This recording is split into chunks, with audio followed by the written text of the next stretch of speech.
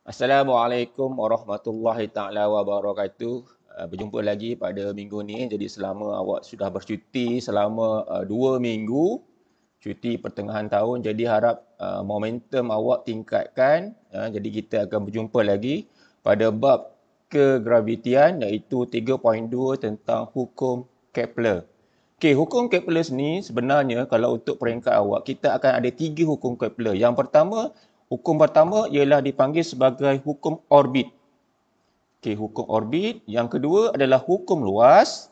Yang ketiga adalah hukum tempoh.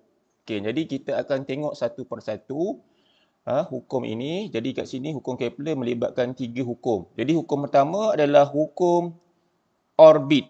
Okey, jadi dia kata orbit pada setiap planet adalah elips. Jadi bentuk kat sini, ini adalah dipanggil sebagai elips. Dia bukan selalu bentuk bulatan, dia adalah elips. Di mana elips ini, dia mempunyai 2 fokus. Awak tengok kat sini. Fokus pertama, fokus yang kedua. Di mana matahari ini mestilah berada pada salah satu titik fokus dia. Dekat sini ada 2, kalau awak tengok kat sini, ni nampak ni matahari. Yang kuning itu adalah matahari. Jadi matahari itu berada pada salah satu titik fokus. Mesti ada 2 titik fokus. Okay, jadi kita boleh buat kesimpulan di sini. Yang pertama ialah orbit berbentuk elips. Kemudian elips mempunyai 2 fokus. Fokus macam mana? Inilah fokus. Fokus pertama. Ini adalah titik fokus yang kedua. Kemudian matahari dia mesti berada salah satu titik fokusnya. Kalau ini jadi matahari itu berada, contohnya kat sini, contohkan ini titik fokus pertama, ini adalah titik fokus yang kedua, jadi matahari berada titik fokus yang kedua. Okey, kemudian paksi major adalah lebih panjang daripada paksi minor. Okey, untuk peringkat awak, paksi ini dia terbahagi kepada 2. Okey, kalau awak tengok kat sini major, jadi kat situ yang major. Yang major yang mana? Major tu maksudnya yang panjang lah. Major tu yang panjang. Jadi kat sini yang biru ni kalau cikgu lukis, ni. Ini adalah dipanggil sebagai major. Major tu panjang. Kemudian ada satu lagi adalah paksi minor. Ini adalah minor. Minor tu yang pendek. Jadi kat sini paksi ni ada 2. Satu major, satu minor. Okey, kemudian paksi major adalah lebih panjang. Ini cikgu dah terangkan lah. Memang betul lah. Jadi major tu lebih panjang berbanding dengan minor. Okey, kemudian jejari orbit adalah nilai purata jarak antara planet dan matahari. Jadi kalau awak tengok kat sini, ini adalah planet. Planet ni adalah bumi. Jadi ini kalau awak tengok dia bumi ini berputar arah jam ke lawan jam? Hajar, cuba bagi jawapan. Tulis chat. Ini matahari, ini bumi. Bumi ini berputar pada ikut jam ke lawan jam? Dalam orbitnya sendiri. Hajar, cikgu nak jawapan. Tulis pada ruang chat tu.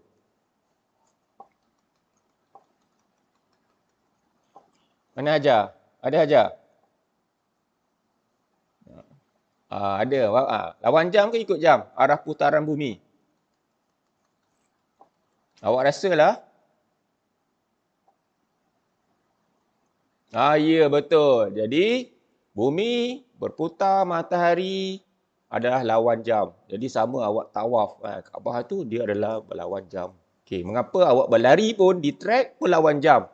Okey, nanti awak carilah sendiri mengapa jawapan dia. Okey, mengapa kita lari pun lawan jam. Nampak? Betul tak? Betul. Sebab bumi ni berputar pun lawan jam. Macam tu. Okey. Kita tengok hukum Kepler yang kedua. Okey, hukum Kepler yang kedua, dia mengatakan apa ya? Cikgu harap yang pertama ni awak faham lah. Garis yang menjambungkan planet. Contohnya planet ni, kalau awak tengok, ini planet ni, bumi ni kita anggap sebagai planet lah. Dengan matahari akan mencakupi luas yang sama dalam sela masa yang sama apabila planet bergerak pada orbitnya. Okey, yang ini kalau awak baca memang awak tak faham. Jadi kat sini bumi ni, okey, dia putar lawan jam. Apa yang kita dapati bahawa ini bentuk elips ya. Ini adalah elips. Ini adalah elips. Luas kawasan satu. Awak tengok kat sini. Yang biru ni, luas kawasan ni sama dengan luas kawasan nombor 2. Nampak ni? Itu yang pertama yang awak kena tahu. Jadi, luas kawasan 1 sama dengan luas kawasan nombor 2. Ini hukum Kepler yang kedua. Okey, nombor 1. Seterusnya, masa yang diambil dari A ke B sama dengan C ke D. Contoh kat sini A ke B ni awak ambil contohnya 3 bulan. Contohlah. Okey. 3 bulan. Okey. Tetapi C ke D pun walau awak tengok awak nampak dia punya jarak tu makin kecil tetapi masa yang diambil pun sama iaitu mungkin 3 bulan. Jadi A ke B, C ke D adalah masa yang diambil adalah sama. Jadi macam mana? Jadi menunjukkan bahawa kalau awak tengok kat sini A ke B ini sebabkan dia kan jauh, dia jauh macam tu. Jadi jauh. Jadi dia punya jarak je kat sini. Jarak kat sini. Jarak kat sini lebih jauh. Sebab apa lebih jauh? Kan A ke B tu kan dia panjang. Dia panjang macam tu.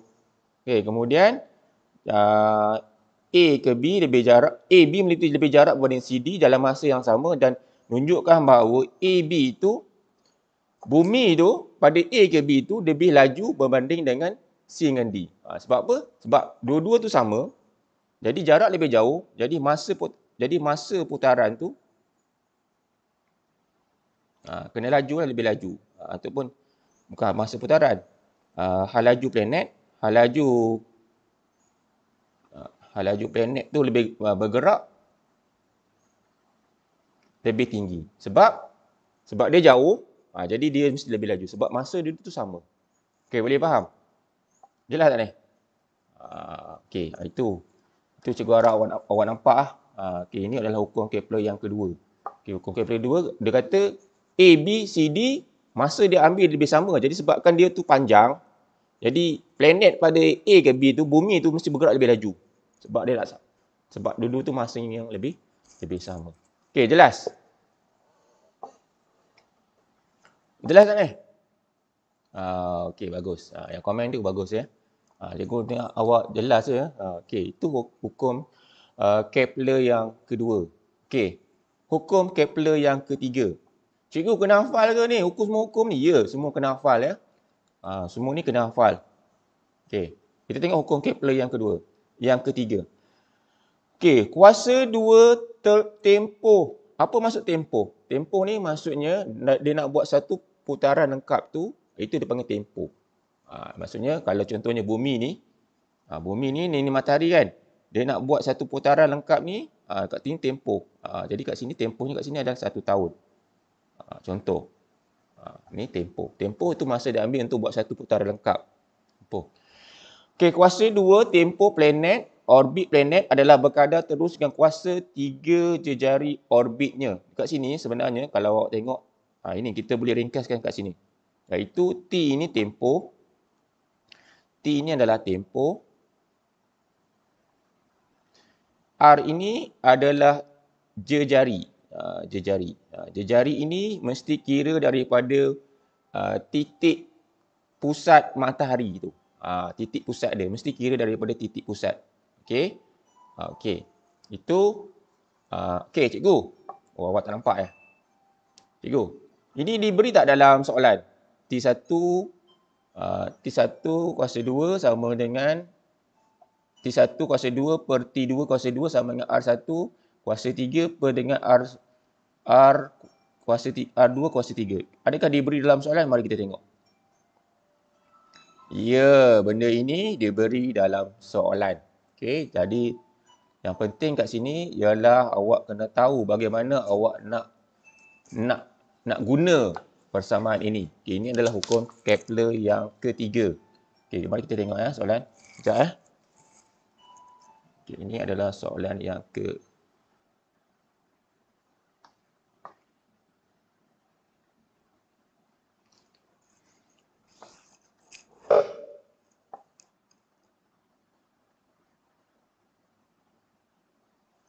Okey, seterusnya kalau kita tengok soalan, mari kita tengok soalan. Adakah kita boleh faham soalan kat sini? Mari kita tengok soalan. Okey. Jika jika digunakan untuk planet dan matahari, M itu adalah jisim bumi. Jika digunakan untuk satelit dan bumi, M itu adalah jisim bumi. Okey, awak tengok kat sini. Kita tengok soalan. Okey, kita bagi nampak. Okey, jadi soalan ni sebenarnya diberi dalam. Okey. Jika tempoh orbit bumi ialah 1 tahun, berapakah masa yang diambil untuk Marikh untuk mengorbit matahari? Jadi kat sini awak kena guna hukum Kepler yang ketiga. Ini. Okey, hukum Kepler yang ketiga. T1 kuasa 2 sama dengan T2 kuasa 2 sama dengan R1 kuasa 3 per dengan R2 kuasa 3. Jadi kat sini, awak sendiri yang mengidentifaikan objek tu nombor 1 ataupun objek tu nombor 2. Jadi kalau awak tengok kat sini, kita buatlah. Kita buat bumi tu nombor 1, Marikh tu nombor 2. Kita yang buat sendiri. Okay, jadi T1 kuasa 2 sama dengan T2 kuasa 2 sama dengan R1 kuasa 3 per R2 kuasa 3. Okey, sebabkan ni 1 tahun, jadi ini adalah merupakan T1. Kita buatlah 1 kuasa 2 macam tu per dengan T2 kuasa 2. Okey, R berapa? R1 tu yang mana? Ini. Okey, ini adalah R1. Okey, ini R1, ini adalah R2. Okey. Okey, jadi 1.5 darab dengan 10 kuasa 11 kena kuasa 3 kan ya. Ingat kena kuasakan 3 per dengan 2.28 darab 10 kuasa 11 kemudian kena kuasa 3. Okey, cikgu nak T2 berapa? Okey, cikgu bagi awak 5 minit. Cuba awak selesaikan. Cikgu nak berapa nilai T2? Nanti cikgu sebut seorang. Okey. Okey. Yang bagi jawapan tu awak terus buka je mic. On je mic, tak apa. Cikgu nak berapa nilai T2 tu? Okey, 8.50 cikgu nak jawapan.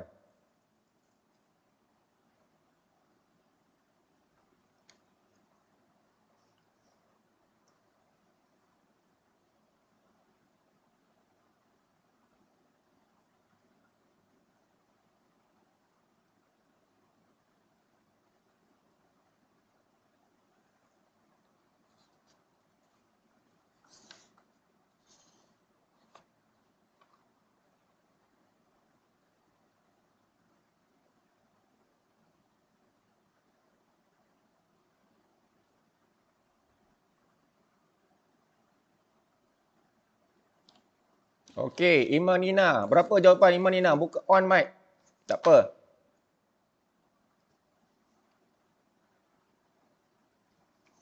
Iman Nina. Berapa jawapan? T2.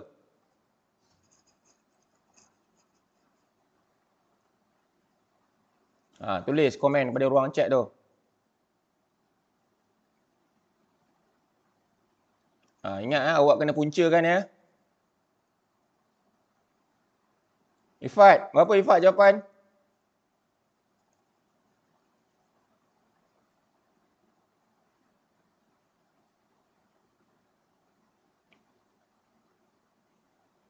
Mana jawapan?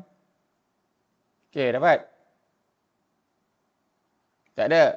Tak dapat. Dapat dah jawapannya? 1.88 tahun. Dapat? Jawapannya 1.88 tahun. Okey, kalau tak dapat nanti awak tekan kalkulator. Ingat, awak kena square root kan dia, awak kena puncakan dia. Okey, awak kena puncakan dia. Tak boleh, sebab itu adalah T kuasa 2. Bila T kuasa 2, awak memang kena puncakan dia. Boleh tak ni? Komen sikit ruang chat tu, dapat ke tak dapat? 1.88 tahun. Jadi matahari, Marikh ni dia nak pusing bumi. Masa dia ambil adalah 1.88 tahun. Okey, dapat yang lain tu tak dapat, nanti awak screenshot, awak snap, hantar homework ya. Dapat hantar homework. Jangan lupa hantar homework. Okey. Ni cikgu bagi link homework, awak lengkapkan, hantar pada situ, pada Google Form tu. Okey, kita tengok satelit buatan manusia. Okey. Okey, kita tengok satelit buatan manusia. Okey, jadi kalau awak tengok, ini adalah satu subtopik yang baru tentang satelit buatan manusia. Okey, jika laju linear satelit V, V ini adalah merupakan laju linear satelit adalah kurang daripada laju yang sepatutnya, satelit akan jatuh ke orbit yang rendah. Jadi kalau awak tengok kat sini, ini nampak ni, contoh ini satelit ni. Okey, kalaulah dia ni berputar ni, kalau kelajuannya ini rendah daripada yang sepatutnya, dia akan menuju ke bumi. Okey, jadi satelit ni akan memusar ke arah bumi dan memasuki atmosfera. Dan kalau awak tengok filem, macam mana satelit ni bila dia jatuh ke bumi, dia boleh terbakar. Sebab apa? Sebab bila satelit ini bergerak ke arah bumi, disebabkan kelajuan yang rendah, satelit ni dia mesti ada kelajuan tersendiri. Okay, dia tak boleh rendah. Kalau rendah, dia akan terhempas ke arah atmosfera bumi. Bila dia masuk ke arah atmosfera bumi, akan berlaku apa? Akan berlakulah rintangan udara, dan rintangan udara ini akan menyebabkan haba dan menyebabkan satelit ini akan terbakar. Jadi dekat sini, satelit ini dia mesti ada kelajuan. Kelajuan ini dipanggil sebagai laju linear satelit. Dia mesti ada laju yang kita tetapkan supaya dia berputar dalam orbitnya sendiri, supaya apabila kelajuan itu rendah, dia akan terhempas ke arah permukaan bumi ataupun ke arah atmosfera. Dia akan masuk ke atmosfera. Jadi kalau awak tengok sini, awak sebagai jurutera, awak nak lancarkan satu satelit. Okey, jadi awak kena kira berapa laju yang patut satelit itu bergerak. Okey, jadi kita tengok soalan. Ini awak sebagai jurutera ni. Okey, awak tengok. Stesen angkasa antarabangsa ISS ialah 408 dari permukaan bumi. Okey. Contohlah kat sini. Kat sini. Contohnya kat sini, dia pun ambil 408 km dari permukaan bumi. Berapakah kelajuannya? Jadi kat sini kita nak tengok sepatutnya, tak nampak. Sepatutnya kita nak tengok berapakah kelajuan minima yang satelit itu mesti Mesti bergerak. Okey. Jadi macam mana kita nak buat? Jadi ini adalah dia punya formula. Ini adalah formula. Adakah formula ini diberi dalam soalan? Mari kita tengok. Ya, formula ini diberi dalam soalan, iaitu tentang laju orbit satelit. Ini diberi dalam soalan. GM V sama dengan punca kuasa, kemudian per dengan R. Okey, jadi kita tengok Okay. Jadi kita tulis je lah. Jadi V sama dengan, V tu laju linear ya. Punca kuasa GM, sekejap. Punca kuasa GM per dengan R. Okey. G itu pemalar graviti. Pemalar graviti ni diberi dalam soalan lah. Jadi pemalar nilai adalah 6.67. Jarak 10 kuasa negatif 11. Kemudian M itu adalah apa? M itu apa? M itu adalah apa? Tak tahu? Awak tengok kat sini. Ada tak? M itu ni, jisim bumi. Jisim bumi. Dia beri jisim bumi. Jadi jisim bumi berapa? Okey, dia bagi nilainya adalah 5.97, darab 10 kuasa 24. Okey. R itu dia mesti kira daripada pusat bumi. Nampak tengok. Jadi kat sini kalau awak tengok, dekat sini hanya 408 km. Okey, 408 km. Jadi tak boleh pakai kilometer tu, kita buang. Jadi 408 kilo tu 10 kuasa 3. Okey. Kemudian tambah lagi dengan R sebab kita nak R. R ni adalah dia mesti kira daripada pusat bumi. Pusat bumi. Bukan 408. Okey, jadi 408. Jadi R tadi awak dapat berapa? R ni diberi dalam soalan ni. Ni. Jadi kena tambah dengan 6.37 darab dengan 10 kuasa 6. Okey, sebab R ni itu adalah daripada permukaan bumi ke pusat bumi. Itu adalah R. Jadi satelit tu daripada sini dekat atas. Jadi awak kena tambah 408 kuasa 3 sebab kilo. Tambah. Okey, cuba buat. Okey, cuba buat. Cikgu nak jawapan. Okey, buat dulu. Okey. Buat dulu. Cikgu bagi awak 2 minit. Selesaikan. Okey. Guna kalkulator.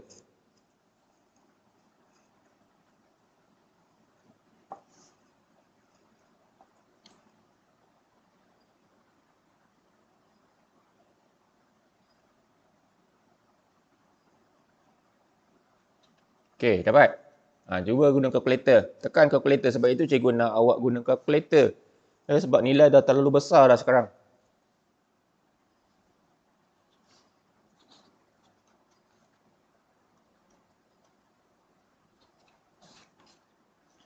Okey. Ini yang cikgu dapat nilainya adalah 7,664 meter per saat. Ini yang cikgu dapat nilainya. Maksudnya kat sini, orbit tu mesti bergerak sebanyak kelajuannya adalah 7,664 meter per saat. Baru dia tak terhempas kepada atmosfera bumi. Dapat tak jawapan? Aino, dapat Aino?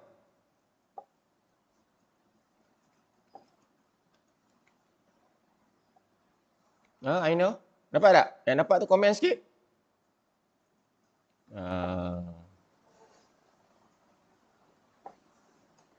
Dapat? 7,664 meter per saat. Nanti awak tekan kalkulator ya. Sebab awak kena dapatkan jawapan. Ya. Sebab cikgu dah study benda ni. Itulah jawapan dia. 7,664 meter per saat. Okey, boleh nanti awak study balik. Guna kalkulator. Jadi cikgu harap awak dengan tekan kalkulator, pastikan nilai itu awak dapat.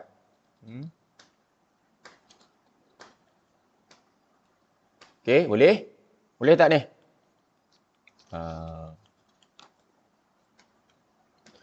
Okey, kita tengok dapat cikgu.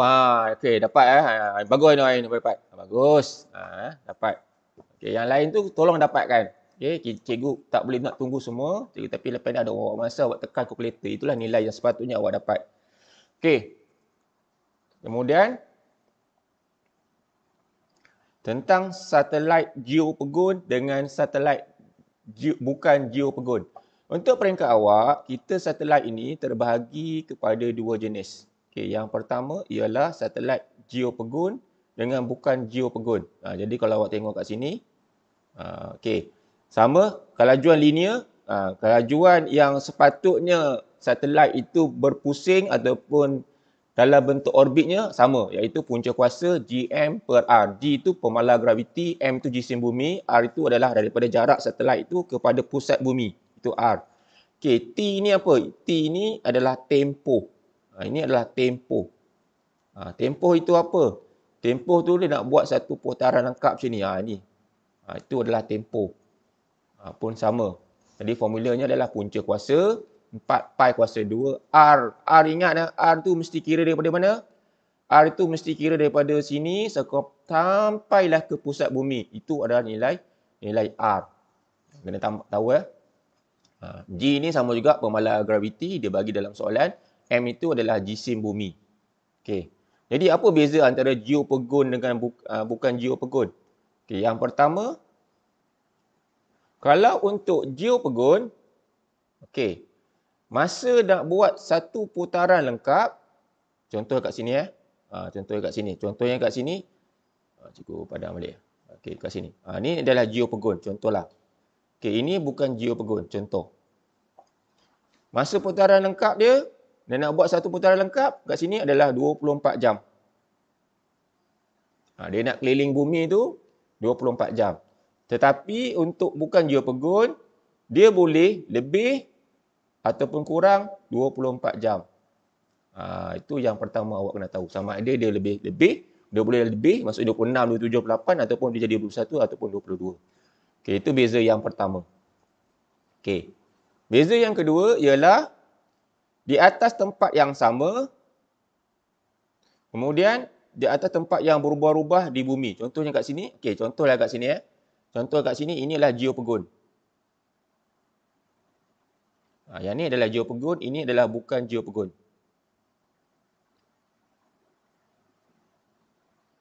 Okey. Jadi kat sini, katalah kat sini Amerika, USA. Jadi sentiasa bila bumi tu berputar, orbit tu berputar, dia sentiasa dalam USA. Dia mesti atas USA. Tetapi kalau geopegun ini, contohnya kat sini mungkinlah China. Asalnya China. Kemudian dia boleh tukar jadi Malaysia.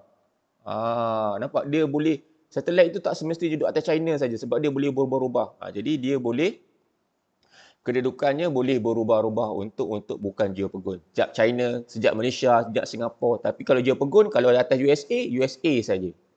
Okey, jadi mengapa kita ni? Sebab yang ini adalah fungsinya adalah untuk satelit komunikasi. Jadi kalau awak tengok yang ini untuk nak dapat GPS, Global Positioning System. GPS yang awak dapat guna GPS tu, itu guna satelit. Dia guna satelit apa? Bukan geopegun. Contohnya ini adalah untuk kaji cuaca. Contohnya kat sini ada Miasat dengan ini adalah Tiongsat, Rajatsat. Ini semua adalah merupakan satelit bukan geopegun. Maksudnya kejap satelit ini mungkin kat sini China. Lepas tu kat sini mungkin dia tukar atas Malaysia. Dia berubah-ubah sebab dia adalah bergantung kepada apa yang dia nak. Okay, itu adalah beza antara satelit geopegun dengan satelit bukan geopegun. Okey, boleh? Komen sikit. Faham tak faham ni? Satelit ni. Komen sikit. Cikgu nak tengok awak komen. Pada ruang chat tu. Okey. Okey. Yang lain tak komen? Okey. Okey. Okey. Cikgu harap awak jangan tidur ya. Irdina dia, Irdina. Komen sikit Irdina. Ada. Okey, cikgu panggil awak tolong komen. Ainin.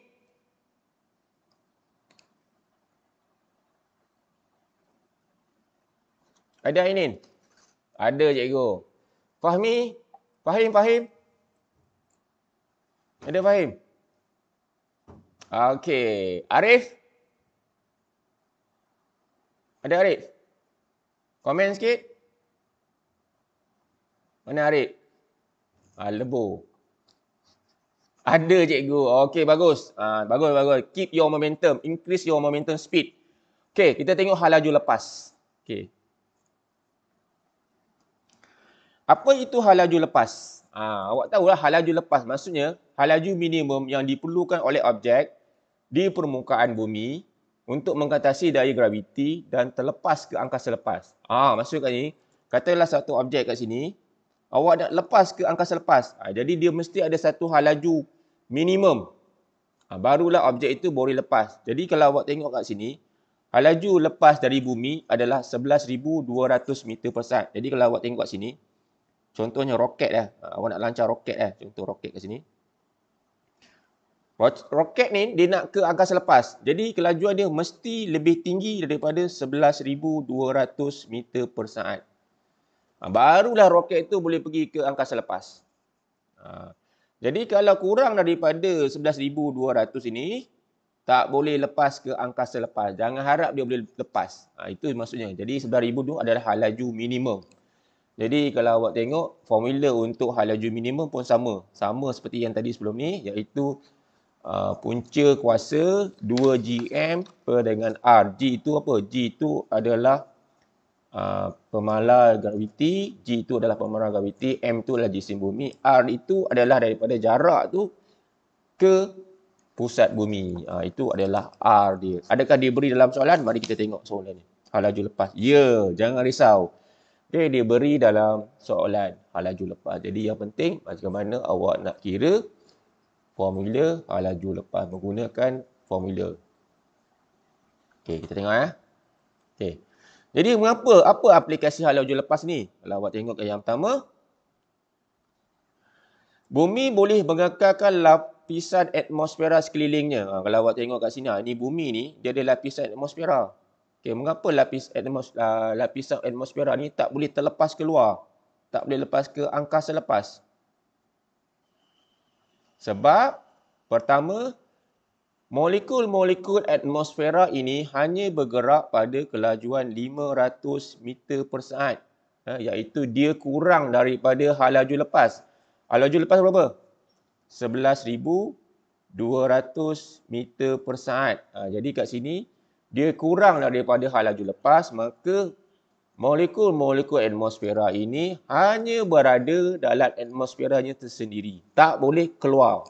Sebab kelajuannya kurang daripada hal laju lepas. Jadi, sebab itulah ini bumi, atmosfera tu sentiasa bergerak dalam tu dia. Nampak? Kalaulah atmosfera tu boleh bergerak 11,200, maka tidak ada lapisan atmosfera kita.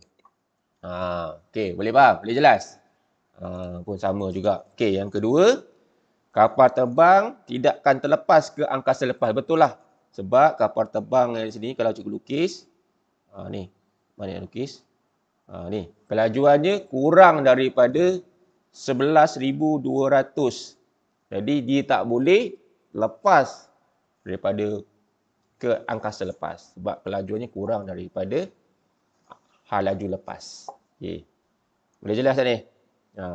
Sebab itu jet dengan angkasa tak boleh lepas ke angkasa lepas. Tetapi kalau roket ni dia boleh lepas. Sebab kalau awak tengok, dia kelajuannya lebih daripada 11,200 meter per saat.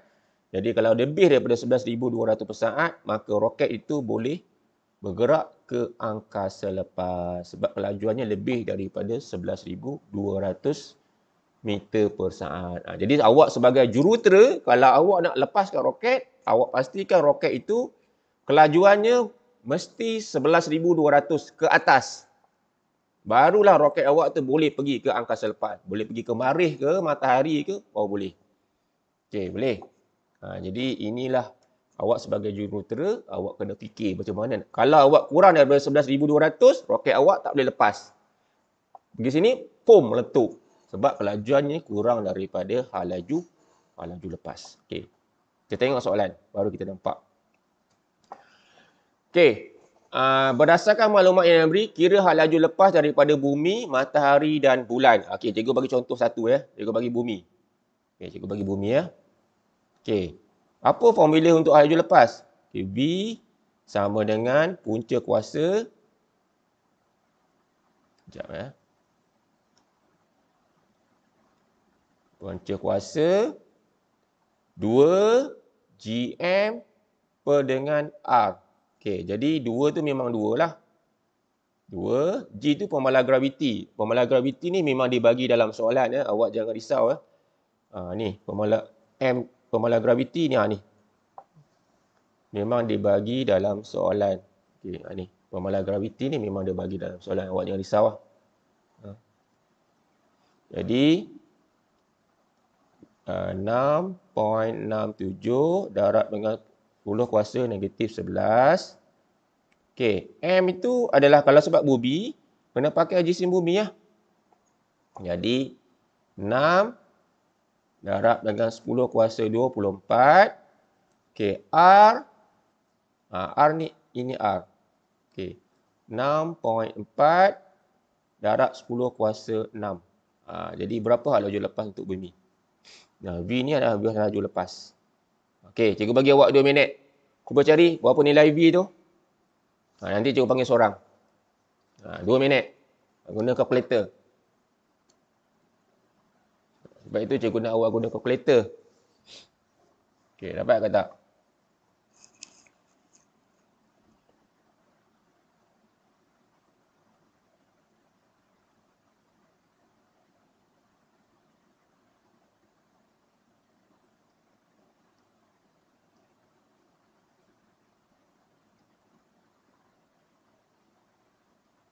Okey, dapat. Ifat, berapa Ifat jawapan Ifat? Hal laju lepas daripada bumi?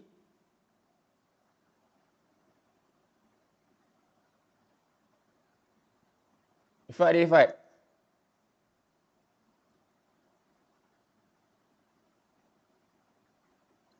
Dapat jawapan? Yang cikgu dapat, tahulah Ifat ni. Aina, apa jawapan awak Aina? Cikgu nak hal laju lepas. Hal laju lepas pada bumi. Dapat. Mana Aina? Adakah Aina? Oh, bagus Aina. Bagus betul jawapan dia. Iaitu 1183. Bagus Aina. Jadi 1183. Unitnya sebab apa? Hal laju. Jadi meter per saat. Jadi inilah dia punya jawapan dia. Untuk pada bumi. Okey, jadi maksudnya kalau satu objek tu nak lepas daripada bumi, kelajuannya mesti lebih daripada 1183 meter per saat. Okey, boleh? Komen? Komen sikit? Boleh ke tak boleh ni? Okey. Yang lain tu dapat Okey, boleh Okey, sama juga. Sekarang ni kalau boleh okey, boleh cikgu. Okey, yang lain tu sama juga. Contohnya cikgu dah tunjuk satu. Yang lain tu jawapannya sama saja. Okey, dapat cikgu Okey, cikgu kalau untuk hal laju lepas pada matahari sama je. Ni lepas tapi untuk matahari yang cikgu dapat jawapannya adalah 617,368 meter per saat.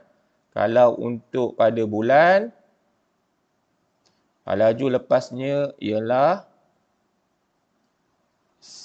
2409 meter per saat. Jadi cikgu tunjuk dengan bulan je lah untuk last. Jadi sama juga awak pakai formula yang tadi. Sama sahaja. Jadi inilah kelajuannya. Jadi awak pakai formula sama sahaja. Iaitu punca kuasa 2GM per dengan R. Jadi cikgu harap yang lain tu boleh lengkapkan modul dan hantar homework. Jangan lupa awak apa namanya tadi